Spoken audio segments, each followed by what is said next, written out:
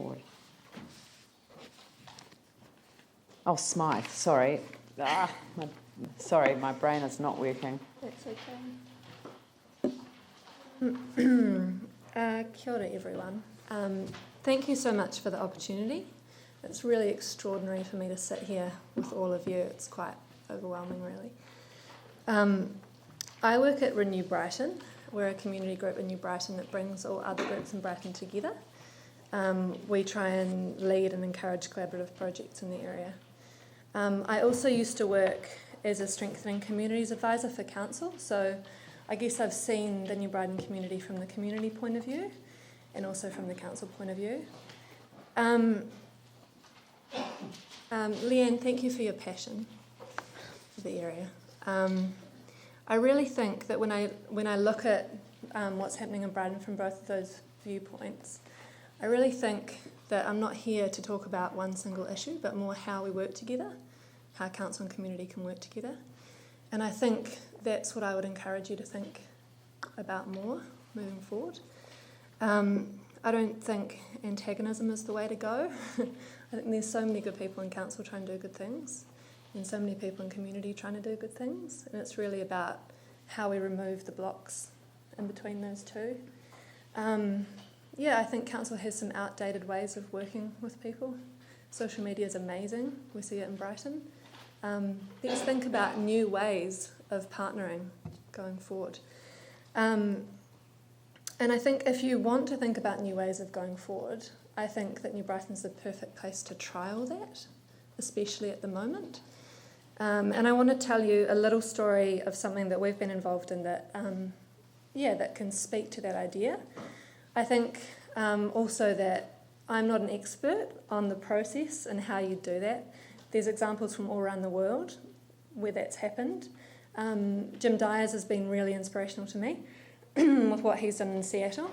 But I think if we could harness the energy that's out there right now, we could do really amazing things. So the New Brighton Community Safety Partnership is something that I've been involved in. I'm now the chair. In 2013, there was huge concern around a perceived lack of safety in New Brighton and amongst the community. And the council and the community board responded by allocating $150,000 through the Capital Endowment Fund to New Brighton. And to the credit of the community board and councillors, they didn't say it had to be spent on something specific. They said we want the community to come up with recommendations for what could be done out there.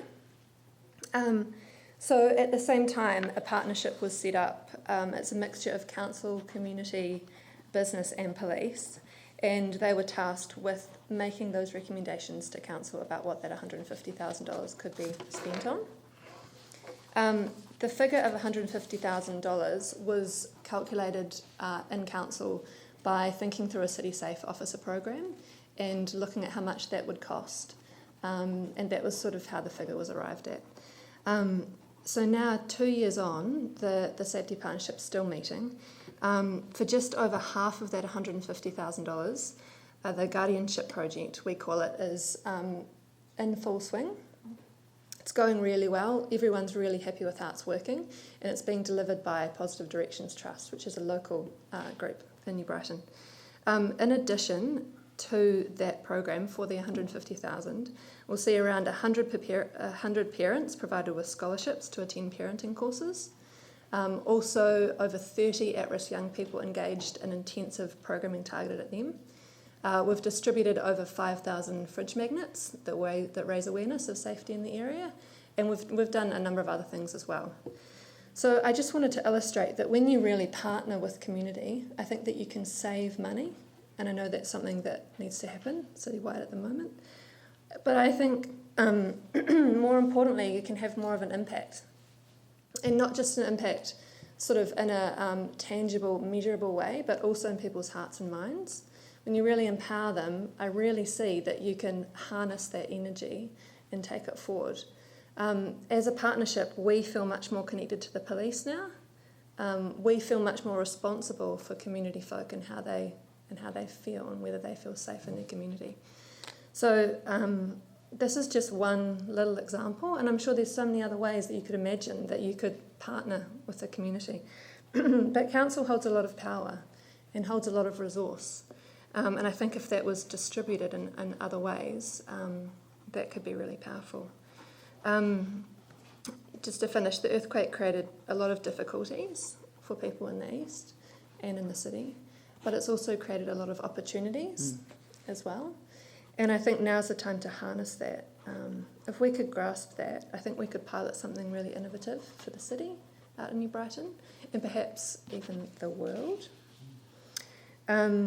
So I think just the essential is moving away from pure consultation, past just listening, and really into partnership. And why not just try? Very good. Glenn? Thank you, and thank you, Sylvie. You're in a unique position of having had a foot in both camps, if you know what I mean. And we know you from the community board. I'd just like to ask you a question, if I can, about how an example of this new partnership might look, and I hope this isn't too soon a question. I think of the South New Brighton Motor Camp residents who came here, and we did bend the rules so they could speak, and I'm pleased we did. But because it was during an LTP process. The problem is we here as council are kind of in possession of all these rules, which a lot of other people don't know about, and all the ways and means in which things go. So can you give an example, another example of how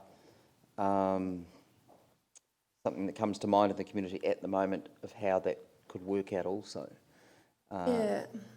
It's difficult because like I say, I feel like I'm not an expert, and I feel like I could do a PhD on that subject and, come back with some great ideas, and I'm sure other people have. But I know that what happened I did print out something in case you asked me that, and it was from Jim Dyer's example in Seattle. So what they did was they got communities together at a smaller level than ward level, and they resourced them, and they also got existing community leaders to be on the boards that made the decisions. So principals and like head of police and people that already had kind of like local power, and they resourced them by letting them hire their own consultants to research. They involved 30,000 people in developing 37 neighbourhood plans between 1996 and 1999, and citizens subsequently voted for an extra $464 million in additional taxes to supplement their own efforts in implementing those plans.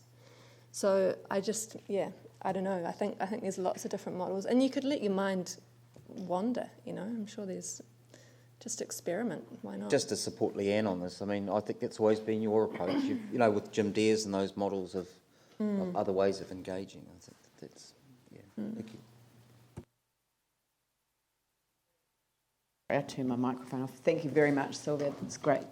Cool. And I'm sure that you'll find that this is exactly what we want to move to. Awesome. Thank you.